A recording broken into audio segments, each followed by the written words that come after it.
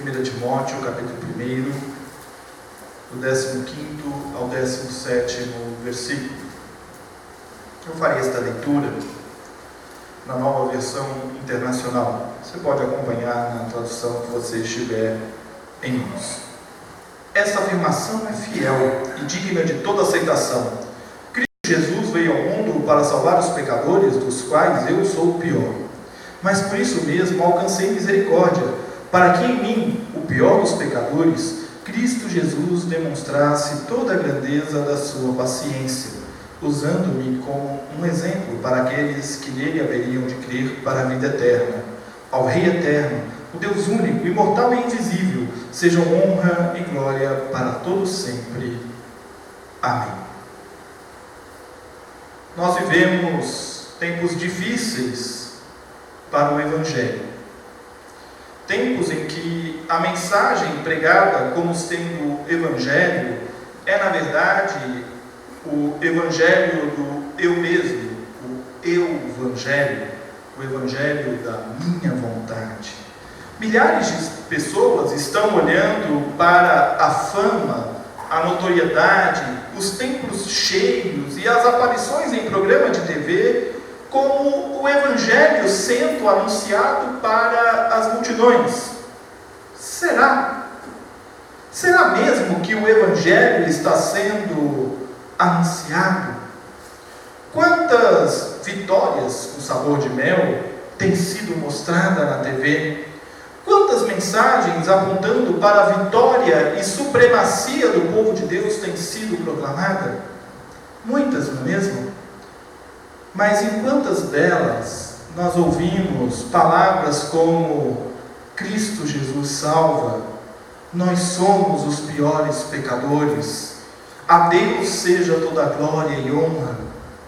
Há algo de muito errado em uma igreja que não pronuncia, quando tem a oportunidade, as sentenças mais verdadeiras do Evangelho. Cristo não veio para nos dar uma vitória com sabor de mel, ou anunciar a supremacia do seu povo neste mundo. Ele veio para salvar os pecadores, e ao fazê-lo, convertê-los em proclamadores do amor e da graça de Deus, para aqueles que andam distantes da vontade do Pai. Por isso nos reconhecemos como piores pecadores, pois somos servos infiéis na tarefa de anunciar o Evangelho. Paulo também se reconheceu assim no texto que lemos. Você confiaria na recomendação de alguém que é cheio de defeitos e problemas?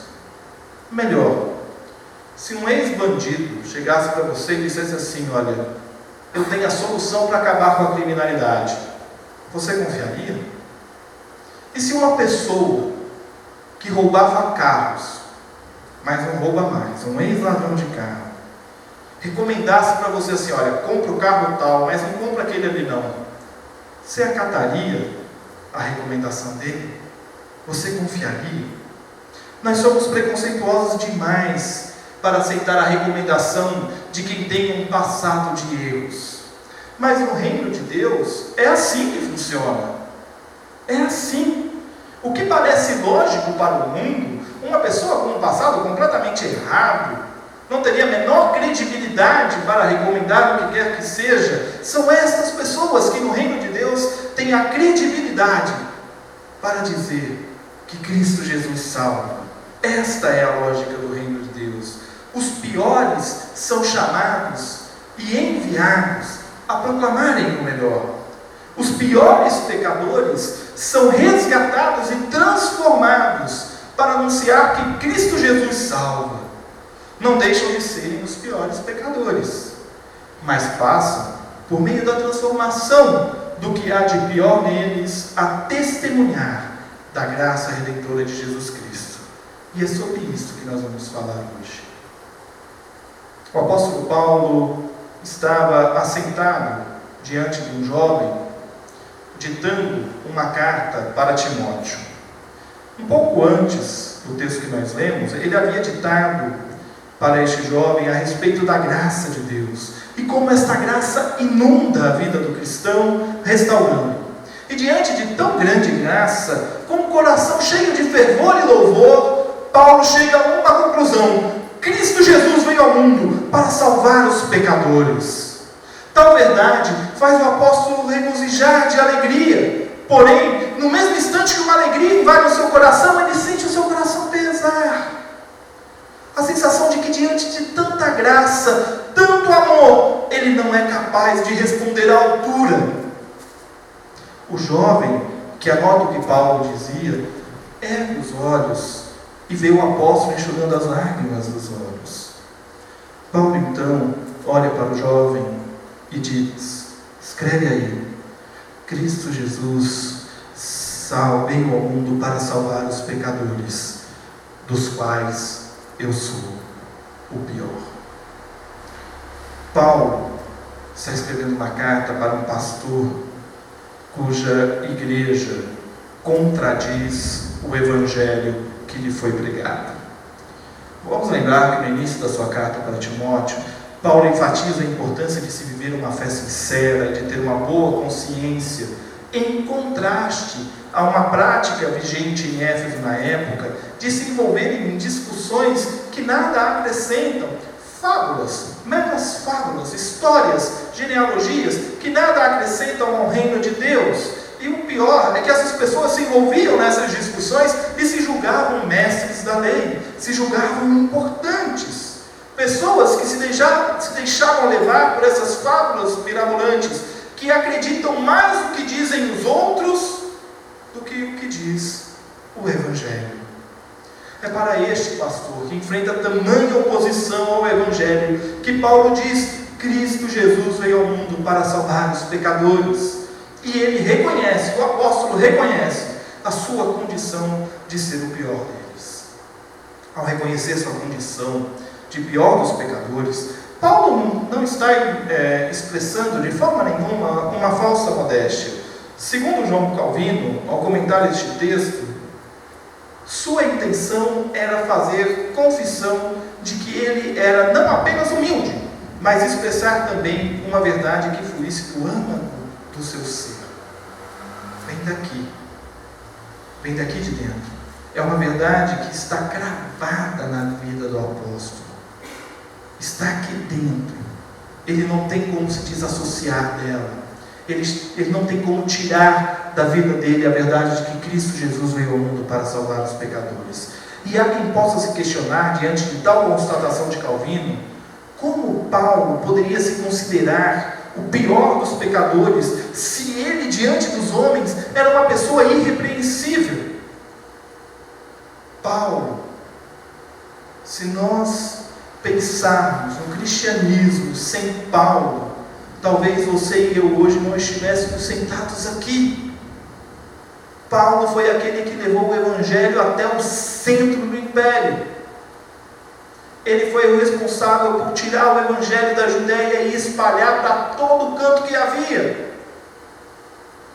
E é este Paulo, este homem irrepreensível, cuja vida nós olhamos hoje, 2000 anos depois, e dizemos: não há o que dizer de Paulo, ele é um exemplo a ser seguido. É ele que escreve aos Filipenses dizendo: se alguém pensa que tem razões para confiar na carne, eu ainda mais. Circuncidado no 8º dia, pertencente ao povo de Israel, à tribo de Benjamim, verdadeiro hebreu, quanto à lei, fariseu, quanto ao zelo, perseguidor da igreja, quanto à justiça que é na lei, irrepreensível. Irrepreensível. Como alguém tido pelos homens por irrepreensível pode ser considerado o pior dos pecadores? Mais uma vez eu recorro a João Calvino. Observemos com muita atenção o ensino dessa passagem, ou seja, que um homem que aos olhos do mundo pode ser não só irrepreensível, mas também extraordinariamente de excelentes virtudes e de uma vida merecedora de elogios, pode, não obstante, ser considerado um dos maiores pecadores por causa da sua oposição ao Evangelho e a obstinação de sua incredulidade. Paulo, que teve uma vida antes de cair a caminho de Damasco, irrepreensível, ele reconhece a força do Evangelho. É Cristo Jesus que salva. tudo aquilo que eu vivi não tem valor nenhum. Não tem valor nenhum.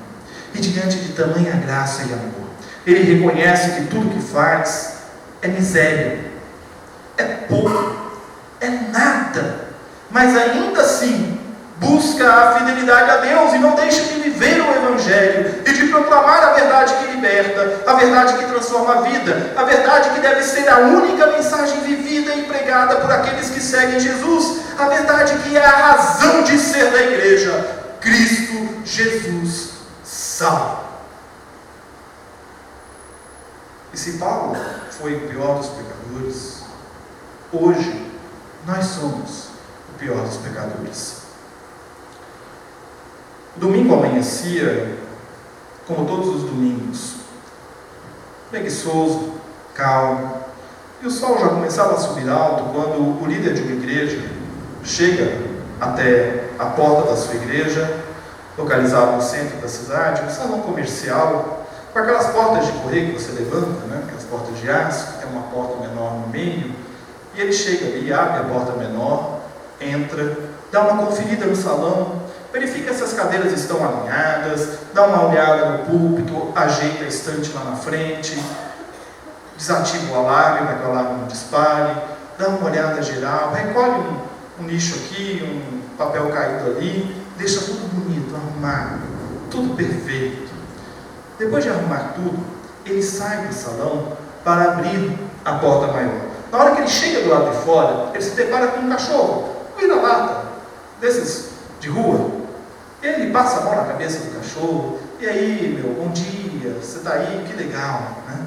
Quando ele dá um passo para frente, tem um mendigo deitado na porta da igreja. E aí ele fala assim: ô meu, levanta, rapaz, está vendo que eu preciso abrir aqui a igreja? Garanto que passou a noite bebendo cachaça. Ele pega, empurra o bêbado para lá, e o mendigo se levanta, e ele, meio sem entender o que estava acontecendo, ele se levanta, olha para um lado, olha para o outro e atravessa a rua. E o cachorro vai atrás dele. O líder então abre a porta da igreja, dá mais uma conferida em tudo, vê que está tudo bonito, tudo arrumado, se coloca na porta da igreja, abre um largo sorriso e fica esperando as pessoas chegarem. A história que eu acabo de contar é apenas uma das muitas facetas do quão imerso nós estamos em nossa religiosidade. Hoje nós estamos muito mais para a lista de Filipenses 3, de 4 a 6, do que para 1 Timóteo 1,15. Nós conhecemos a palavra que transforma vidas, nós falamos dela, nós ensinamos e ouvimos a respeito dela, nós cantamos esta palavra, nós montamos apresentações musicais e teatrais sobre ela, mas na hora de vivê-la, nós empurramos aqueles a quem Deus coloca na nossa vida para o outro lado da rua. Nós estamos tão preocupados com a nossa salvação, com o nosso compromisso com a igreja, que esquecemos que a salvação não é nossa. Sinto informar. Nós não devemos nos preocupar com a nossa salvação, porque não há nada, absolutamente nada, que eu e você possamos fazer para nos salvar. A salvação é competência divina, e a nós cabe viver confiando na graça e no amor de Deus, de que estaremos com Ele sempre, quer aqui, quer depois da morte. Pela graça sois salvos mediante a fé. Isto não vem de vós, é dom de Deus, não de obras, para que ninguém se glorie. Não adianta, você pode fazer o que você quiser, você pode ser o mais belo dos bons moços e boa moça. A salvação é competência de Deus, Ele escolhe quem Ele vai salvar. Nós devemos viver a verdade do Evangelho em nossa vida, nós devemos testemunhar deste amor, nós devemos confiar que pela graça e pela fé, nós lá estaremos com Ele. Nós devemos viver a verdade do Evangelho em nossa vida, mas nós deixamos essa verdade de lado em detrimento de nossos compromissos, de nossas vontades. Nós queremos uma igreja cheia, mas Cristo não lotou templos, pelo contrário. Ao apresentar o Evangelho, Ele esvaziava os locais, Ele afastava multidões, como aconteceu em João 6, 66 a 69. Eu não quero com isso dizer que eu quero o templo vazio. Eu quero com isso dizer que a mensagem do Evangelho não é uma mensagem de facilidades, não é uma mensagem de multidões. Cristo não veio para arrastar multidões. Ele não nos salva para arrastarmos multidões, mas Ele nos salva para anunciarmos o Evangelho, para fazermos discípulos. Ide por todo o mundo, pregai o Evangelho, batizai, fazendo discípulos em nome do Pai, do Filho e do Espírito Santo. E não se forma discípulos de baciada. Não tem como. Discipulado é um a um. É no um a um. É uma vida que gera uma vida, que gera uma vida, que gera outra vida. Cristo Jesus salva. Esta é a verdade a ser vivida. Ele veio ao mundo para nos salvar. E Ele é paciente conosco. Nós somos falhos, nós somos egoístas, nós nos desviamos do caminho e da vontade de Deus, mas Ele exerce toda a sua paciência conosco para nos usar de exemplo para aqueles que virão a crer. Sendo nossas vidas salvas em Cristo Jesus, nós temos a oportunidade de experimentar a paciência de Jesus. E olha, Ele é paciente. Como Ele é paciente conosco. Ele olha para a minha vida, para a sua vida, e Ele nos ama incondicionalmente. A salvação não se dá no que nós temos a oferecer a Ele. A salvação se dá no amor que Ele graciosamente derrama sobre nossas vidas. Também o amor e graça de Deus devem se refletir nas nossas vidas. Você pode estampar um sorriso no rosto na entrada do templo, dentro dele, da saída dele, mas se fora dele a sua vida não refletir a salvação em Cristo Jesus, se fora dele você enxota para o outro lado da rua quem você deveria acolher, você está zombando da graça e do amor de Deus. Você vir dominicalmente à igreja e passar a semana inteira sem falar e viver o amor e a graça de Deus em sua vida, você está zombando do amor e da graça de Deus. O Pai não nos pede que o cultuemos, Ele pede que vivamos a sua vontade. O culto é uma resposta a uma vida que se dedica a anunciar que Cristo Jesus salva, e é esta a vontade dele, que todos creiam que Cristo Jesus salva. Esta é a nossa missão, anunciar a todos quanto conhecemos que Cristo Jesus veio ao mundo para salvar os pecadores, e que nós somos pecadores, tanto quanto qualquer outro ser humano. Somos pecadores, os piores que há, mas devemos crer e viver a verdade que Cristo Jesus salva. E Ele veio ao mundo. Ele veio ao mundo para salvar os pecadores, dos quais Paulo, quando escreve a Timóteo, assume ser o pior. Vamos voltar à sala onde Paulo estava, ditando para o jovem a carta. Ainda com a conclusão de ser o pior dos pecadores em seu coração, Paulo continua a ditar a carta para Timóteo.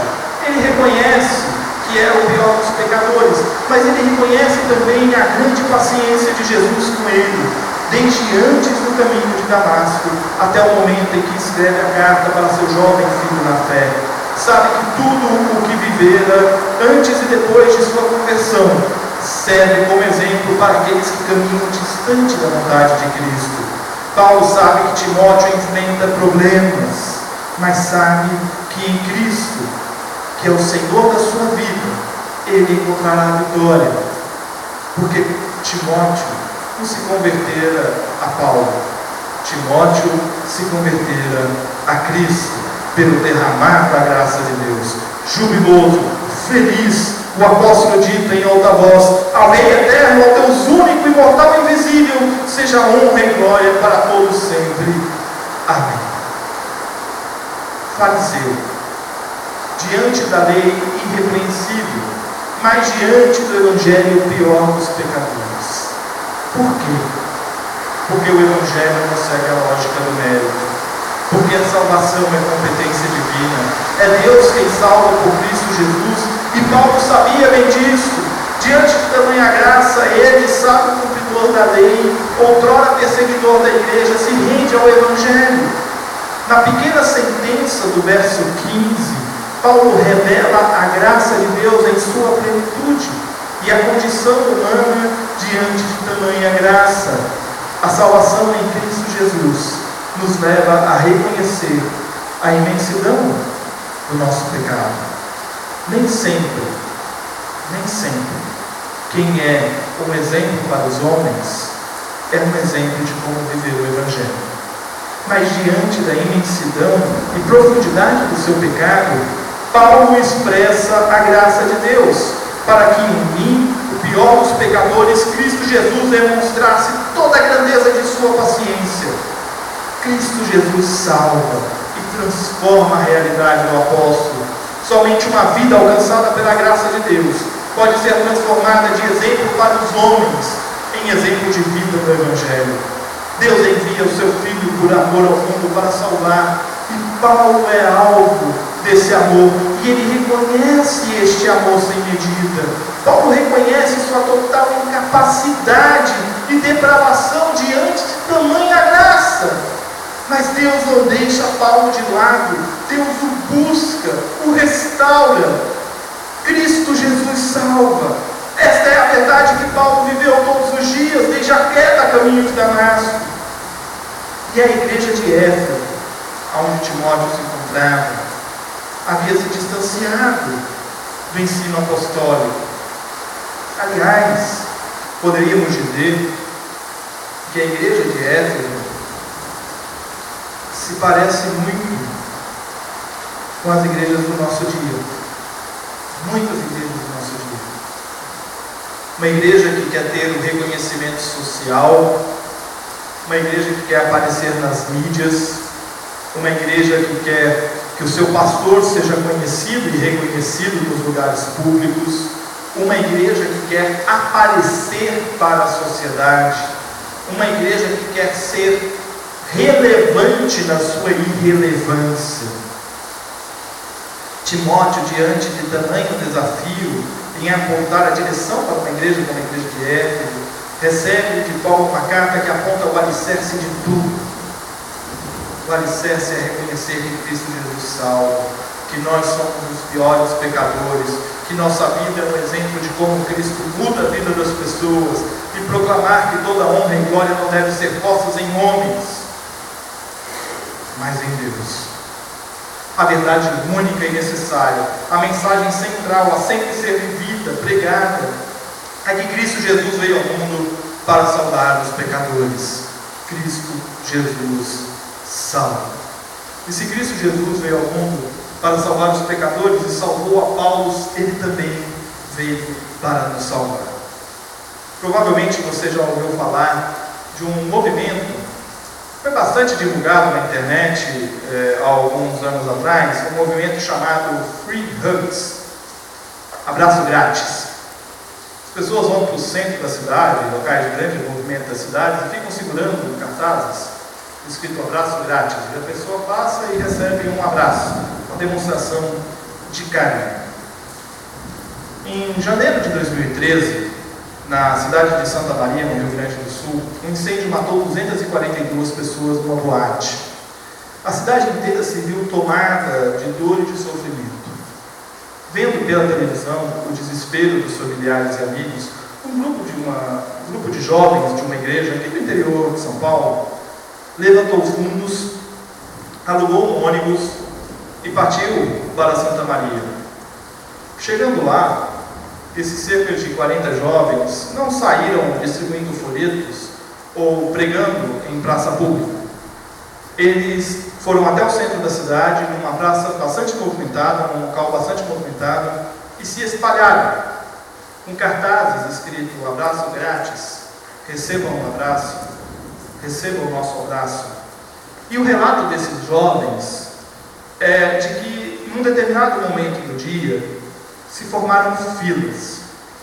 E eu fico imaginando essa cena surreal. 40 pessoas, na frente delas, filas, e mais filas, de pessoas querendo ser abraçadas. Querendo ser abraçadas. E não eram apenas abraços curtos, eram abraços acolhedores. Pessoas choraram, outros simplesmente abraçaram calados durante um longo tempo. Outras ainda aceitaram orar e muitas delas ouviram pela primeira vez a mensagem do Evangelho por meio de um abraço. Por meio de um abraço. Passado um ano da tragédia, o mesmo grupo volta a Santa Maria, participa das homenagens e vai para a mesma praça, para o mesmo local, e se posiciona com os mesmos cartazes. E mais uma vez, de maneira surreal, as filas se formam. Desta vez, ao invés de ouvir choros ou presenciarem silêncios dolorosos, muitos foram os testemunhos da importância daqueles abraços que acolheram e deram conforto em meio à tragédia. E surpreendentemente, muitos foram os testemunhos de pessoas que encontraram Cristo Jesus naqueles silenciosos abraços. O amor de Deus, ele se manifesta sempre de forma inesperada. Quem aqui pode dizer que Cristo o alcançou por meio de um abraço silencioso? A graça de Deus nos alcança em meio aos sofrimentos e às dificuldades, e não há necessidade de palavras, mas sim do abraço gracioso de Deus. Esta graça maravilhosa que nos convida a viver para amar pessoas que conhecemos e que não conhecemos, pessoas que sofrem com a perda de queridos e pessoas que são tomadas de desespero ao ver a dor do outro. O abraço de Deus em nossas vidas nos leva a abraçar o outro. Nós não devemos buscar reconhecimento próprio, glórias pessoais. Disse que John Wesley, ao receber uma carta para se dirigir ao palácio a fim de receber uma comenda de honra, respondeu com um bilhete simples: na terra onde Jesus teve uma coroa de espinho na cabeça, eu não posso ter uma comenda na lapela. A graça de Deus nos leva a colocar as glórias deste mundo de lado e a abraçar o pecador, que é tão pecador quanto a gente, e a anunciar, quer por palavras, quer por meio de um silencioso abraço, que Cristo Jesus salva. Sim, esta é a verdade que precisa ser proclamada sempre. Cristo Jesus salva. Não importa a circunstância, não importa o momento. Deus nos ama e em seu Filho nós temos o caminho para a vida verdadeira.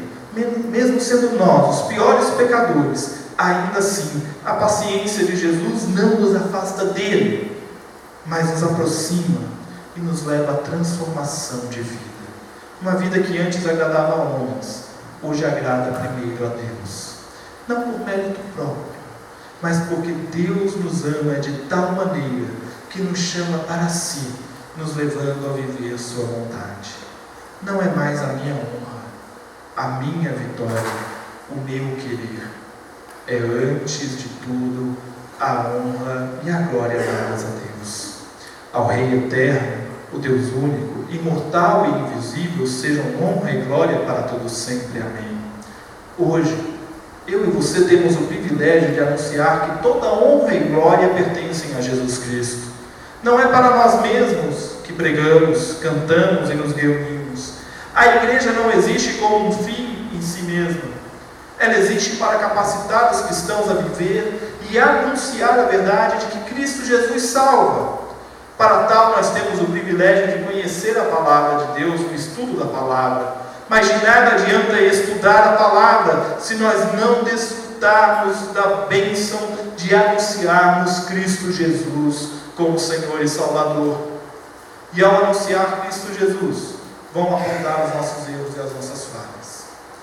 Certa vez, em um aconselhamento, há muitos anos atrás, uma pessoa me disse: mas Giovanni, se eu for falar de Jesus para o meu pai e minha mãe, ele me conhece melhor do que ninguém, ele sabe todos os meus defeitos. Aí eu virei para ele e disse: por isso mesmo, porque em todos os teus defeitos está a graça de Deus, em todos eles, para mostrar que apesar dos seus defeitos, Cristo Jesus te ama, e que você ainda erra, mas que você luta diariamente para não errar, para não errar. Não errar. Ao anunciar a Cristo, vão apontar as nossas falhas, mas nós vamos apontar a graça de Deus, que é muito maior que as nossas falhas. E mais ainda, nós vamos poder dizer: estas são as falhas que você conhece, é porque você não sabe como eu era, e você precisa andar comigo para ver no que Deus tem me transformado. Nós temos muitas falhas, e é por isso que nós não somos perfeitos, e é por isso que nós nos reconhecemos como pecadores, os piores pecadores que há, porque nós conhecemos a vontade de Deus e muitas vezes, conscientemente, nós erramos. Mas mesmo sendo pecadores, os piores, nós temos o privilégio de apresentar nossas vidas como exemplo da transformação de Deus. O que Deus já mudou em sua vida? O que ainda há para mudar? Nós não escondemos as nossas falhas. As pessoas a quem o mundo glorifica, as pessoas a quem o mundo aponta como sendo boas pessoas, ou pessoas irrepreensíveis, têm em suas costas, muito bem escondidas, os seus erros e as suas falhas.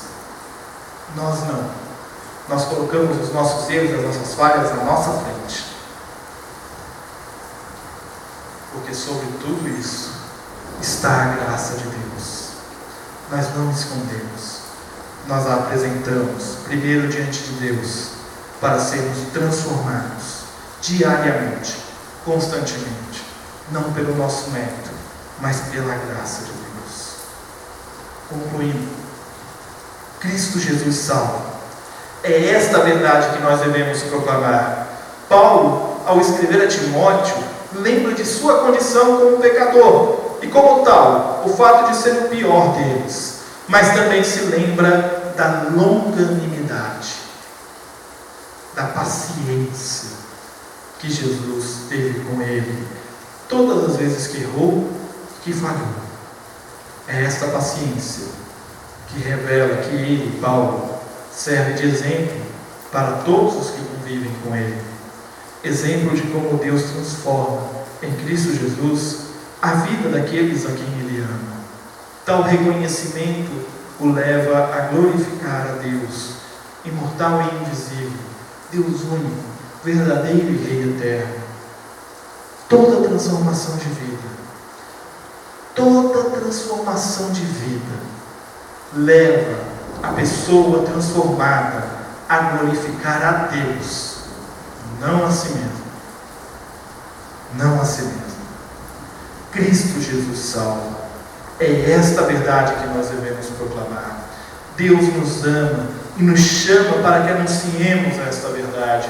O que temos feito como igreja tem servido para anunciar Cristo Jesus como Salvador? Será que nossos ministérios e atividades apontam para a salvação em Cristo Jesus ou apontam para a nossa necessidade de se fazer algo e de ser alguém? Tudo o que fazemos aqui deve levar as pessoas a reconhecer o amor de Deus que transforma vidas. Transformou a vida de Paulo, transformou a vida de Timóteo, transformou a vida de pessoas ao longo da história e é capaz de transformar a minha e a sua vida. Hoje, já, a partir de agora, este mesmo amor também é capaz de transformar a vida daquelas pessoas que nós não queremos por perto da gente.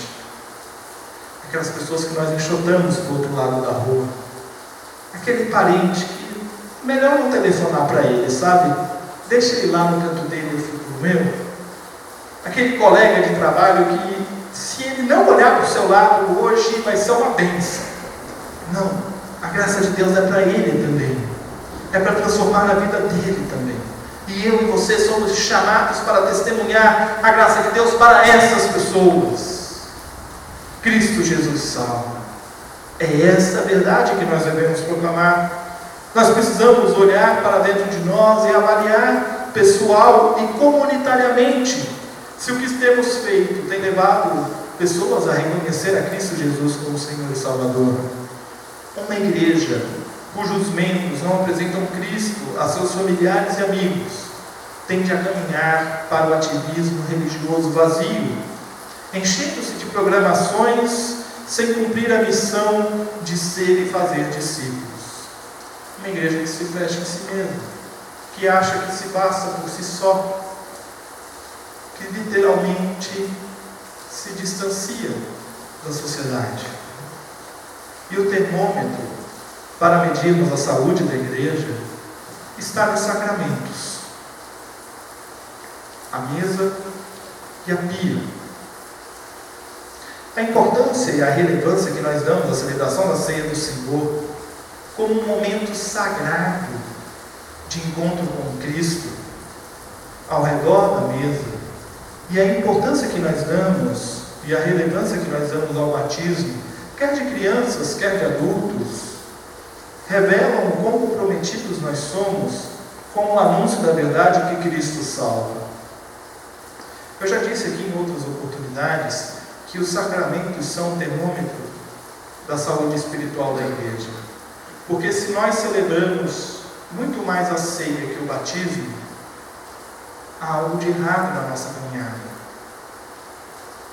Por que nós não estamos trazendo pessoas para serem batizadas? Porque nós não estamos anunciando o Evangelho. Quando anunciamos o Evangelho, as pessoas têm a oportunidade de ouvir a mensagem da salvação e são alcançadas pela graça de Deus. Você sente falta de participar da ceia do Senhor? Você não estranha o fato de não batizarmos alguém na nossa igreja há tanto tempo? Mas você vai dizer: não, pastor, tem 1 ano e pouquinho. É muito tempo. É muito tempo. Se você sente falta da ceia, se você sente falta do batismo, então nós precisamos anunciar a Cristo. Agora, se você não sente falta de nenhum dos dois, se para você a ceia é um mero rito, se para você o batismo é apenas um mero rito que ocorre de vez em quando, então você precisa rever a sua relação com Cristo Jesus. Porque Ele nos manda anunciar e batizar e guardar tudo quanto Ele nos tem ordenado. É este o mandamento dele. Cristo Jesus salva. É essa a verdade que nós devemos proclamar. Vivamos para cumprir a nossa missão. Vivamos para reconhecer que nós temos falhado. E mesmo falhos, Deus derrama a sua misericórdia sobre nós, nos convidando a testemunhar as transformações que Ele fez e faz em nossas vidas. Os piores proclamam o melhor. Esta é a lógica do reino de Deus, que nos leva diante dos nossos amigos e familiares a dizer: eu não sou nada, tenho tantos defeitos quanto você, mas Cristo Jesus salva. Ele salva a minha vida, Ele salva a sua vida de todo esse erro, e Ele nos transforma. Tudo para que nós possamos comunitariamente e pessoalmente dizer todos os dias ao Rei Eterno, o Deus único, imortal e invisível, sejam honra e glória para todos sempre. Amém.